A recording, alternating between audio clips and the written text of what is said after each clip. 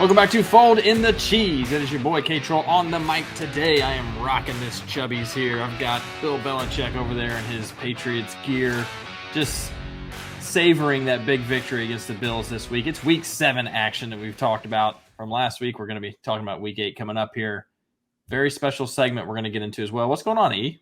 Well, first of all, I am not Bill Belichick this week. Last week I was, where I had the hood and the headphones, and I guess it worked because, who would have thought that the hapless Patriots would beat who everyone thought the Bills would be a Super Bowl contender? Maybe not. They're 4-3. Haven't looked spectacular, but yes, rocking my old Jules Edelman jersey. Who tweeted, "Are we back?" And the answer is no, Julian. We are not back. But not even close. I appreciate Julian Edelman because he actually keeps it very real. Like, he's gone on the Kelsey podcast. He's gone on like a lot of different ones, and he'll say his mind and talk about like what the Patriots are doing wrong. And he's not afraid to go up against Bill Belichick, but at the same time, he still has that respect for his coach and the staff and everything the Patriots have done. So I like his take. I like what he says, but I wonder if there's a little in jest because we are not back. We're not back. They're not back at all. I do like how, like, I've heard a lot of players who worked in that system kind of be like, hey, it takes a certain kind of player to be successful in this type of coaching style and this kind of system and all that. It's not about like better players will perform better. It's like, no, you just need to be motivated a certain way. Yeah. You need to be coached a certain way. And if that works for you, it's a great fit. And if it doesn't, it's a terrible fit. It's not for everyone. And, unfortunately for the Patriots and Bill Belichick, I just think they're so stuck in that mindset, that mentality. And so they're not adapting to the new, era of players and the new kind of where the NFL is headed. And so it's just now it's kind of that just stick in the mud. Nope, we're going to keep doing it this way. And unfortunately, the amount of players who want to play for that, it's kind of like this. It's dwindling. Yeah. Well, we talk about it in the workforce. We used to talk about it in the workforce all the time. But like, that's the way it's always been done, is like a death phrase for a company and for a generation of people.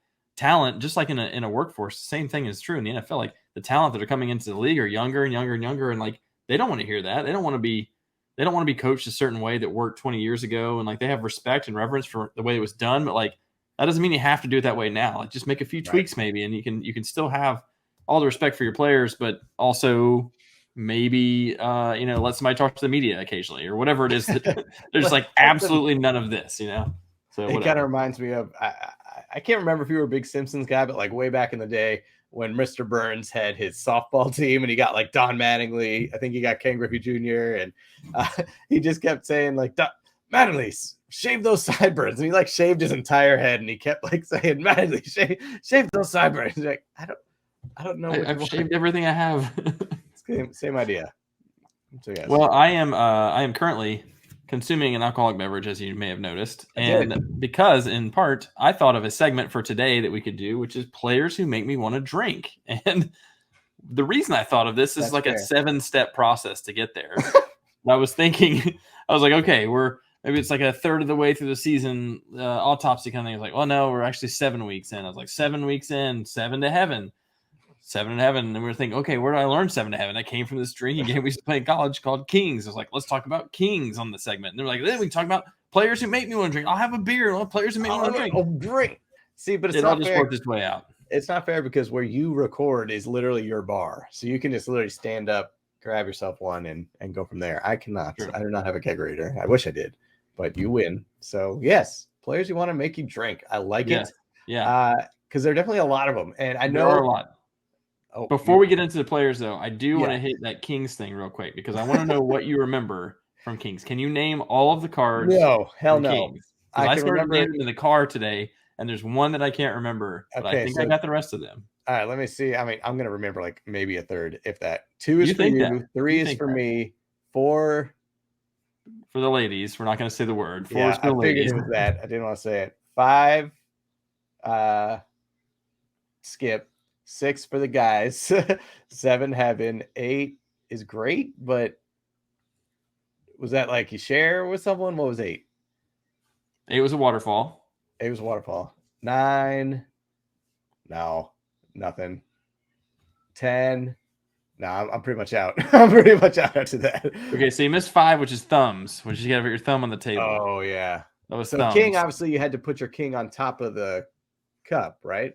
King was you had to pour whatever you were drinking into the communal cup and put the king on top of it. Yes. Yeah. Okay. And eventually, whoever had the last king in the game had to drink whatever was in the communal cup. And this could be a combination of beers and other things. So people would be drinking a liquor drink of some kind, wine, whatever they were drinking would go into that communal. Root beer at times, whatever it was, would go into that communal cup. Does Wild Irish Rose count as wine? Because that's, let's be honest, fortified. Like a nice Pinot Noir here. Like, oh, let me just.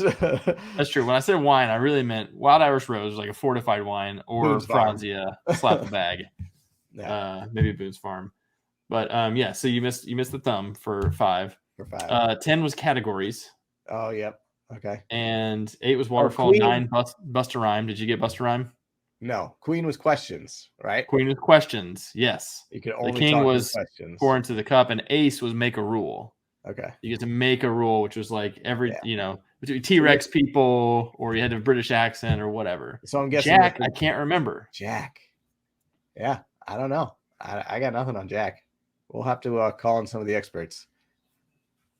Yeah, who would know that? You're about to Google it, but I feel like you can't Google it. I feel like it'll be different for like. Okay, fine. No Googling. I'm gonna let it marinate, and we'll come back to it. But anyway, you just take all the cards, you spread them out around a cup in the middle, face down, and then people just pull them one at a time. It's really just completely a social game, but there's no purpose. There's no winning this game. There's no losing this game. Like there are other games we played where it's like there's a winner and loser. Not this one. This had one purpose. Unless but let's be honest, we would always just kind of gang up on like 1 or 2 people, like 2 for you, and it would just be like it's always the same person. It's like, okay, that's true. Did you ever have a strategy to that? Was there ever any kind of strategy where you're like, I don't feel like we ever thought that far ahead? No, it was like, oh, let's drink, let's play a game with these cards. Perfect, strategy done. Completely made up. Yeah. Yes. Okay. Well, there you go. There it is. So now here we are. And I've got plenty of players on my teams that are making me want to drink. But I also went around the league and went through our draft recap and tried to see what other players are probably bothering some people right now. So we're going to try and be fair to the other people who aren't on my fantasy team. But a lot of these names are guys that I own. I just got to be honest because I know they're making me want to drink. So that's fair. So why don't you start off with, since, obviously your team is struggling. And so give us your number 1 player on your team that makes you want to drink. Well, it's my number 1 pick, Austin Eckler, honestly. Yes. It's 2 weeks in a row coming back. So first off, incredible first week, which is exactly what you expect, like 25 points kind of week. And then he gets injured and he's gone for three weeks plus a bye. So I missed him for 4 weeks and he comes back and has 2 stinkers. And I'm just like, I don't think he came back too early and he's still injured, although he did kind of tweak his ankle in this past game. But I need 20 points out of this guy every week and I get 5. This past week. That's just 5. Not that's the story of my team is like guys that are not even meeting their projections, and the Yahoo projections I often disagree with, but we're not even in the same realm half the time. And I don't know if you're going to mention this next guy, but you literally have running backs 1 and 2 from last season. You have Austin Eckler and Josh Jacobs. So I don't know if he was also on your list. I'm sure he is, but talk about not even coming close to expectations either. My God. So yeah, I think just your running back room, just get a keg to make you want to get a keg for the running back room. Shockingly, Josh Jacobs has been one of my more stable running backs, if you can believe it. He hasn't been amazing. No. He had 2 really good games, 20 pointers, and the rest were 10, 12 kind of range, which is not good, but at least it's stable. He didn't have not good for where you drafted him in the second round, which is unfortunate. Not what you want in your second round pick, but he had 5 points this past week, so that definitely killed me. But I don't know. I just Austin Eckler is one that you expect is a cheat code, right? He and Christian McCaffrey are guaranteed 20 points a week, and it's just he hasn't done it. And I've got him in 3 different leagues. I'm just I'm heavy on him. Yeah. And I think we should put an asterisk here that we're not going to name anybody like a Nick Chubb because he had a freak season-ending injury. Of course, people drafted him in the first round, but that's not going to. You already drank for Nick Chubb. You drank. He already poured one out when that happened, so that's not kind of one of these. So, but kind of along the same lines of Austin Eckler, one on my team who's making me want to drink is Aaron Jones. So, granted, I didn't pick him as high as your other guys. I think where did I get him? I got him in the 3rd, so actually relatively high. He was my first running back off the board, and once again has a great week 1. Exactly what I'm expecting of him. Catching passes, he's getting some running yards. Then he gets hurt. So I'm like, okay, it's a nagging injury. They hold him out for a little bit. So I'm like, okay, that's fine. Get him healthy. Comes back for a game, says he's fairly good to go, runs 5 plays, and he's done. Then he sits out another game, and he's been questionable this entire time. So I don't know what to do. It's either be hurt or don't. Like, don't do this back and forth. So that's why I'm just like, ugh, it's brutal. Which, by the way, I've got to give an honorary, at least for 1 week only, people who make people want to drink. Bijan Robinson. Bijan Robinson shows up active, has no one has heard anything about him having an illness, and suddenly just doesn't play. Headache, like, man. I got Bijan. He's been great. And he gets a donut. He had a headache. So, yeah. So, yeah, that's a reason to drink this week. But, yeah, I'm with you. And so I'll just keep going on my roster because 2 of my receivers, including one in Green Bay, Christian Watson, make me want to drink. Like, he was injured. He was injured in, like, training. I guess it was like I drafted the day before the NFL season started without knowing anything about an injury. And that was a Thursday night game, of course, and he didn't play till Sunday. Somewhere between when I drafted him Wednesday and Sunday, he was injured and he missed like 4 weeks. I was like, I would not have taken you as like the 4th or 5th round or whatever had I known this. But so here I am. I've got Christian Watson, but I feel like really strongly about him. I think he is a complete stud, a complete freak on the field. I mean, but even when he gets out there, it's like 5 targets, and 3 for 27 this week or something. I'm like, I can't live with 5 points from my wide receiver too. It just doesn't work. So it's a combination of the injury, but also the unfortunate part is Jordan Love has just all of a sudden taken 30 steps backward. At the beginning of the season, he looked pretty competent, pretty solid. Like, okay, Jordan Love doing pretty good. Now he's just fallen off that cliff. So it's also something kind of working against Christian Watson and Aaron Jones for that matter. So that's kind of like a double whammy. So take 2 shots for that one. Pouring one out for Jordan Love. Totally. All right, so I'm going to jump. I'll come back to my team, but jumping off of it, I think one person for sure. This is on my dynasty team. But in our league, one Joe Burrow, just because he is one that, people were putting in that, obviously the tier 1 is your Mahomes and your Josh Allen and probably Jalen Hurts up there. And then Joe Burrow was leading that right below that next tier. And he was going he went as high as 2nd round in our league, 3rd, just because people are starting to go on those runs of quarterbacks. And what the hell? Like, we know he had that calf injury a month before the season, but did anyone expect this? And especially for how high people are taking him. And it's affecting Jamar Chase. It's affecting T. Higgins. It's affecting everybody on that offense. So, my God, I know in my dynasty team, which is just garbage right now, it started with him not doing anything. And obviously I have T. Higgins in that league too. So both of them are making me want to drink. T. Higgins for sure is making people want to drink because it's like 8 targets, no catches, kind of weird. It's a How does that happen? There's a weird vibe going on there. I think there's some disgruntled situation going on there as well, where T. Higgins is like, I'm not going to get a contract here because you just paid Joe. You're going to pay Jamar. T. Higgins is going to be a free agent after this year. I know we don't have the technology on our live podcast. Go rewind the tape because I said that week 1 or something like, no, he's not. That's not it. He's not worried about it. I'm like, I'm just saying. I took my hot take was T. Higgins was he going to be a little bit of a bust this year? And that was your overreaction from week 1. Yeah, maybe you nailed it. Maybe you nailed it. Know something nobody else does. That's me. I know a lot of nothing that nobody else knows. I think you said that because he was on your dynasty team, and you're like, it's going to happen. He's going to be garbage because I drafted him so high. Yeah, T. Higgins will bounce back at some point, but it may not be this year, unfortunately. Which is may not be this year. I'll go back to the well on my team because I got plenty more options here. He'll keep going. I've got Amari Cooper in several leagues, and Deshaun Watson's injury has definitely played a part in this, and he's been actually terrible as a quarterback in general. But at least when he's healthy and playing full games, Amari Cooper was having some decent games. He's just falling off the cliff, man. Like, I don't know if it's like PJ Walker can get him the ball. I think he can. I mean, he had like 11 targets or something 1 week with PJ. Like, I think it can happen, but I'm nervous to start him every single week now, where I'm just like, I got to see it. And of course he'll blow up on my bench. And of course I'll put him in the next week and he'll get me 3 points. And it's like, that makes me want to drink. Damn you, Amari Cooper. Damn you, Cooper. I see. It's just one of those things. Sometimes if you have too much depth, that makes you want to drink just alone because you got to make those tough decisions. But the Browns have just been frustrating as a whole. I was laughing talking to my brother this weekend. I was like, my stupid team. I was like, I just have too many good players, and he's like, Too "You're many. right. You've got too many good players at 1-6 and the lowest points in the league." Like, but weirdly, it is still a problem for me because I still put Josh Weirdly, Downs on my it bench, is. and he got 25 points on my bench, and Amari Cooper would get me like 3, and I'm just like, ah. There was a string of 3 weeks where you didn't start Zach Moss and he had like 25, 30, like 25. I'm like, whoa. It's killing Whoa. me. It's straight Yeah. killing me. Another player that is not on either one of our teams, but I just think has been a disappointment and making people want to drink is James Cook. Everyone's saying he was clearly going to be the lead running back in the backfield for Buffalo. Everyone's had high expectations for that offense alone and just the team in general.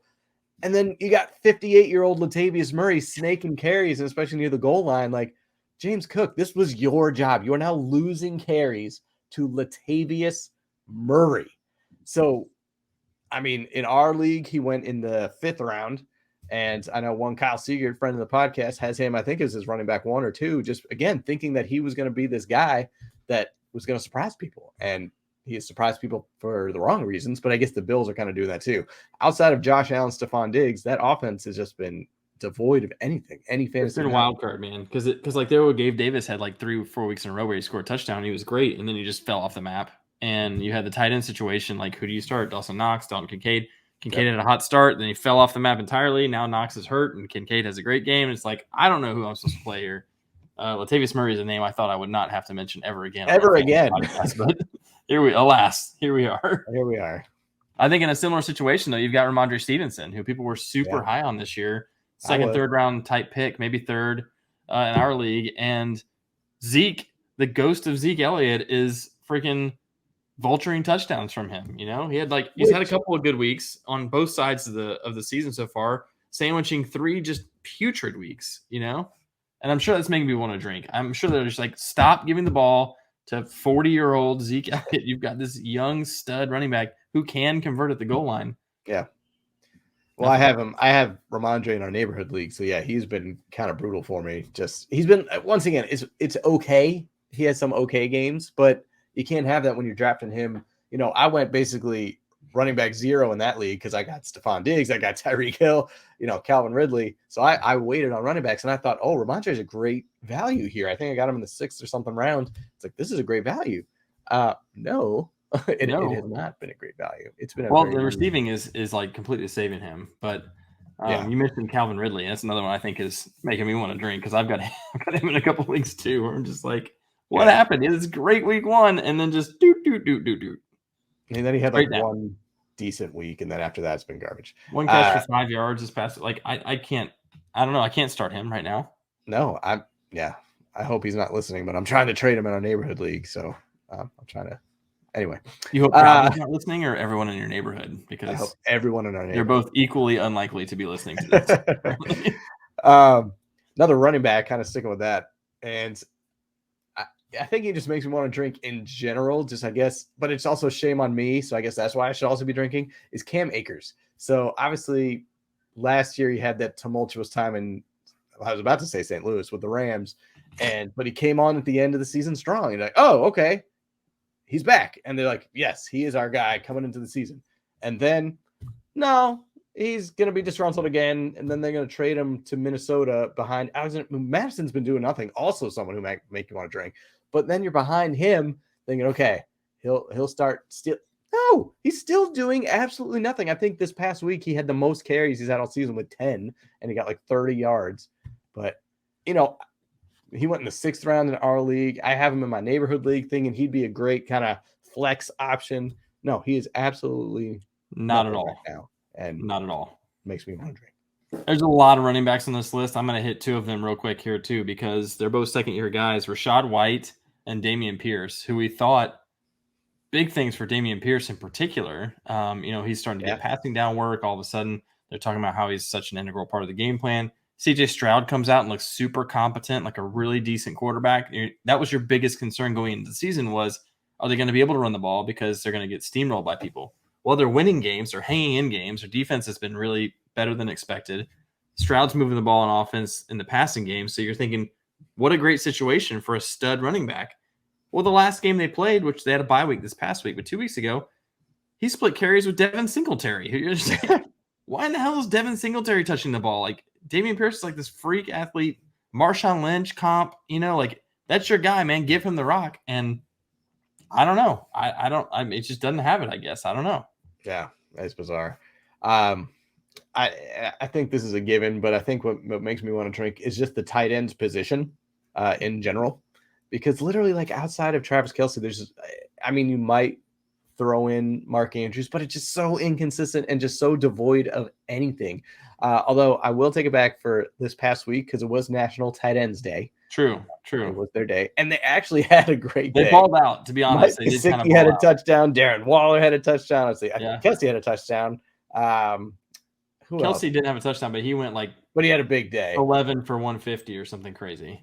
So, but the reason it made me think of the tight end position is George Kittle, because he's one of these guys who could be a Travis Kelce type, that he's just that big, athletic, has hands like a beast, and he's a freaking roller coaster ride. So there's one game he has one catch for 9 yards, and then last week on Monday he had 7 for 58, which is a good day. But again, just 2 weeks ago, he had 3 touchdowns. Yeah, but then after that, he'll throw up donuts. What the hell, man? And it's like, why would you not just establish, especially with a quarterback like Brock Purdy, who's not necessarily flinging it downfield? He's more of a 15 to 20 yards type of guy. Crossing routes, yeah. That would be Kittle just nom nom nom all day. But again, it's just nope. He's a tight end. So, but I guess if he lined up as a wide receiver, he'd be a stud. But since he's a tight end, it's devoid. He's too good at blocking. Remember, that's the whole thing on him. He's too good of a blocker. I thought that was Kyle Pitts. They just want to put him in blocking on Arthur Smith. Kyle Pitts, they cannot connect with that dude.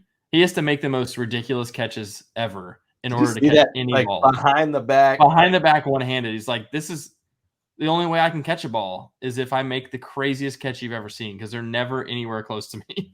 Yes, they cannot figure out timing with that guy. I don't know. Again, that's why tight ends, they just make me want to drink. It's just ridiculous. Ugh. Here's one vote, and I've said it before. Here's one vote for eliminating it from fantasy entirely. I've already gotten rid of kickers. I got rid of defenses. Don't make me get rid of tight ends too, because I'll do it. And you'll probably mock me for this, but that's why, for the so long where I waited on quarterbacks, and that's why I just took I wanted Mahomes, but I got Josh Allen in the second. Now it's like, screw it. Kelce first, quarterback in the second, and then figure out the rest. Go from there. Because otherwise, Tyler Higbee, I drafted Pat Fryermuth. He got hurt, and now he's on the IR, so gone. Picked up Tyler Higbee. He sucks. He got 3 points. And now I'm starting Dalton Schultz, who actually has thrown together a couple of good games. But 3 good games in a row. I had Cole Kmet, who had 25 points 1 week, and then 8, and then 0. So I dropped him. I'll take Dalton Kincaid. I don't know. I don't know what to tell you there. What's crazy is you could rewind to season 2, episode 10, and probably hear us saying, I promise next year I'm taking Travis Kelce in the first and Mahomes in the second. And then every episode after that, you saying the same thing, and you got neither of them. I couldn't. So in the first round, I'm looking at our draft results. Freaking Mahomes went 7th, so I couldn't have gotten him. Yeah. Okay, Kelce won 11th. I could have gotten Kelce. You could have gotten Kelce. I didn't. Kelce I've added to this year. You said that last year. I will find the tape. You said I'm going Kelce first, Mahomes second. You said it. Well, once Mahomes went in the first, I was like, there goes my connection. There goes my strategy. It's all gone. It's ruined. It's all gone. So instead I went Diggs and Allen. That's kind of Which has been a great strategy, but you're still bitching about tight ends. So I am. Here we are. Still bitching about tight ends. I got another name for us here. How about Najee Harris? Oh, gosh. I had Najee in our Dynasty League, and I was I grabbed Eckler and McCaffrey, which I thought was a great setup. I know it's Dynasty. You want these guys long term, but for a win now roster, that's killer. Yeah. I've already talked about Eckler being a problem, but then I was I got to get some younger running backs. So I ended up getting Najee and DeAndre Swift. Najee, what are you doing in Pittsburgh? Jaylen Warren is apparently really athletic and really good. Apparently. Najee's going down, but they still give him 15 carries a game, and he gets 48 yards. One of them is going to fall into the end zone, maybe. I can't figure it out. I don't think they're not even running the ball as much in tandem as Najee is accustomed to running by himself. So I don't know what's happening. And Kenny Pickett's ass ain't throwing the ball 40 times a game. So I don't know what they're doing in Pittsburgh, but it's not working for my fantasy team, and I need them to stop. I feel like he and Kyle Pitts have kind of had the same trajectory in terms of they both had great rookie years. You know, Kyle Pitts over 1,000 yards, Najee was over 1,000 yards, and then they've just kind of just gotten worse. And now I think for Kyle Pitts, it's just they don't know how to use him and they're not utilizing him. Whereas Najee Harris just looks bad. He just does he? I don't get to watch any of the Pittsburgh games. You don't watch any Steeler games, man? I don't know how it looks, but it must be bad. And is Jalen Warren the answer? Like, is he going to take over, do you think? Is he the guy? I don't know. I got them both in my Dynasty League, and I'd be happy to start one of them if I knew that guy was going to be better than the other one. But it's hard to know any given week. I'll take it. Makes me want to drink. It makes you want to drink. It does. So, you know, I get it. So I don't know. That's we went through a lot of players that kind of make us want to drink. How about this? On the flip side, are there any that give me one that has been a pleasant surprise that makes you want to drink in celebration? On my team? Yes, on your team. Josh Dobbs? Josh Downs? No, Dobbs. You started him. Josh Dobbs as a streamer. I know. No, yeah, this week. He got me like 15 points, which is not that great, but it was fine. CJ Stroud has been like pretty good, but not incredible. I had Anthony Richardson. He was exciting there for a hot minute. On my team, no. No. Just really. On my team, the answer is no. No, there's no one on my team that I'm just like, man, that has turned out to be a really great, consistent, solid pick. I'm excited about Josh Downs. I got him off waivers the same week that I think everyone was jumping on one of the other rookies. Oh, maybe Tank Dell. I think it was Tank Dell. Well, maybe Josh Palmer. One of those. Because I remember that week I got Palmer and you had the waiver priority above me by one. I was like, he'll probably get him, and you went with Down. So I mean, both working out. But yeah, they are working out. So Josh Downs has been nice, especially with Gardner Minshew, who's throwing it more effectively, I think, than Richardson. But so he's like the lone bright spot on my team, honestly. Like it's really pretty grim. It's really pretty grim. That's fair. So the one guy, or not the one, but one guy on my team who I'm cheersing and drinking in celebration is Alvin Kamara. And that's because, I got him in a good value a little bit later just because of his 3-game suspension. But, since I got him in round 7, since then, I mean, he's been steadily catching 7 to 10 balls each game from Derek Carr. Obviously, Jamal Williams being hurt for a little bit has helped his stock, but I don't think he's gotten less than 18 points for me in the few weeks he's been in. So the receptions have been so money for him. So money. And see, that's what it was missing when Jameis was quarterback. Like when he and Jameis were together, it was terrible. That was wild last year. I remember that. Yeah. It never worked. It was just bizarre. And so, but now they have like a Derek Carr type. I think that's a perfect fit for him, and it's paying off. So I've been pretty fortunate with that. So here's what that reminds me of. Do you remember when we first started this league, we used to get a point for a carry? So every running back, every time you got a carry, you got a point. And I remember Jamal Lewis on the Ravens would get like 30 carries a game. This is back when the true workhorse backs, and he would get 30 carries a game, and he would get 30 points off of carries, but he'd have like 90 yards, 65 yards, or 70 yards or something. It was terrible. It was like the end of Jamal Lewis is a great running back, but like it was the end of his career with the Ravens, right? But it's like that with Kamara, where it's not very efficient at all, but you don't care as a fantasy manager, especially if you're in full point PPR, because you're like, I'll take 8 catches for 32 yards.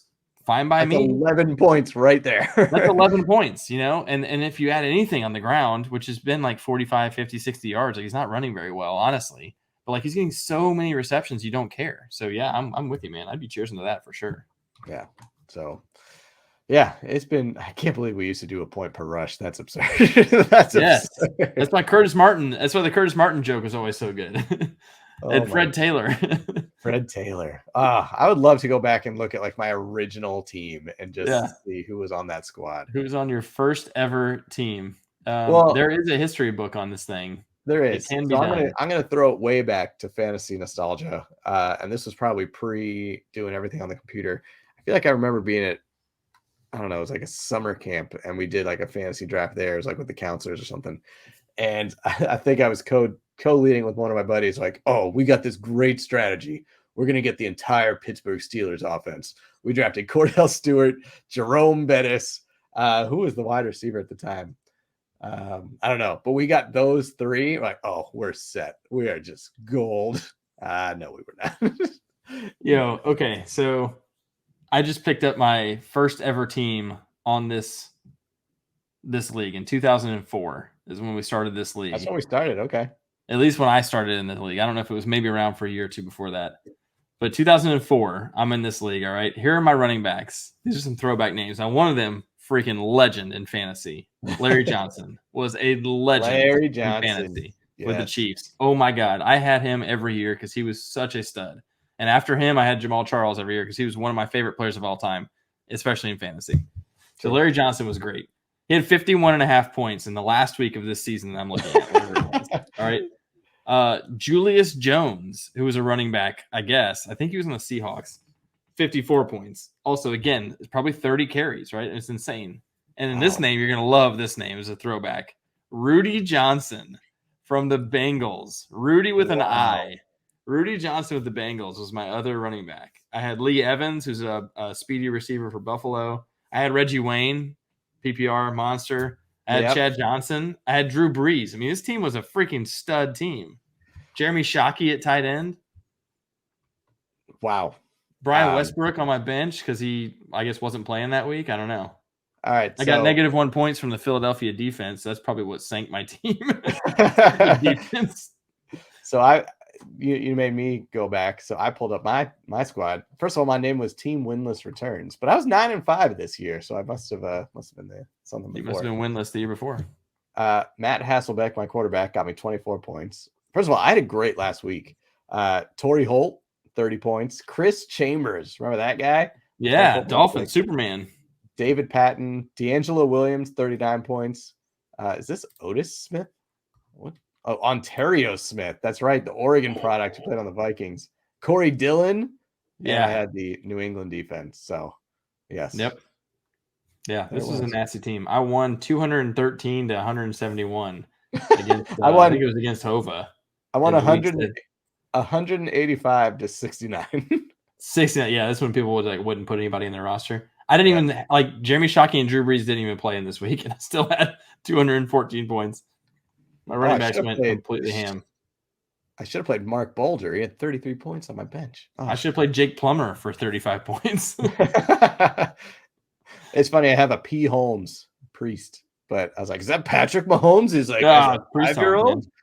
Yeah, that's right. Priest, Larry, and Jamal all in that same era of Chiefs running backs that were just so nasty. So ridiculous. Dante Stallworth. Wow. This is a little fun little trip down memory lane. Memory lane. I'll drink to that. Gotcha. We'll drink to that. Well, man, hopefully you didn't get too wasted after all these players who are making you drink. At least put a king on top or something. But 2 for you, 3 for me, all that fun stuff. But, man, it's going to be an interesting week 8. I mean, first of all, we didn't even talk about how the NFL was just wild this past week.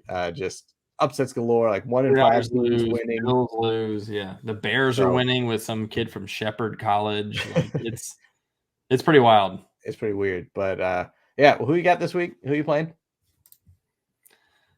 Oh, I got to figure it out here. Who I have? I'm on 2004 currently. Hang on. Oh yeah, so am I. I'm playing Ball Cracker. I'm playing Reisner. Nope, that's 2004. Me. I was gonna say because I'm playing Reisner. I can't even get back to the normal year now. Oh, excuse me. I was wrong. That wasn't D'Angelo Williams. It was Dominic Williams. I'm playing Andy this week, by the way. Dominic Williams. Yeah, good old Dominic Williams, a name I've never remember in my life. He played 3 seasons in the NFL, but he got me 39 points that game. So there you go. So dang. All right, you're playing. I'm sorry, who are you playing? Andy. Yeah. He just beat me, unfortunately. I'm projected to lose by 15 already. So already. Yeah. He had a great week against me. He did well. Yeah, I got Rice Snyder, the Enforcers, so we'll see. But hey, man, until next time, keep on folding. Fold it.